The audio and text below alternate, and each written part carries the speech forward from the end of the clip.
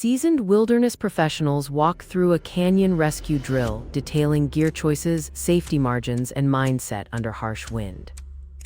They demonstrate improvised signaling, shelter construction from natural materials, firecraft with limited tinder, and energy conservation strategies as temperatures plunge after sunset.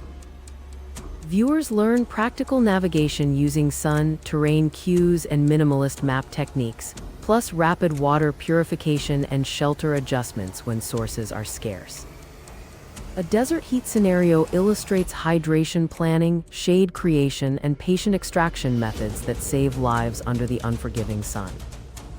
The finale ties the lessons into a daylight evacuation drill timed to approaching weather, leaving adventurers ready, confident, and inspired to prep.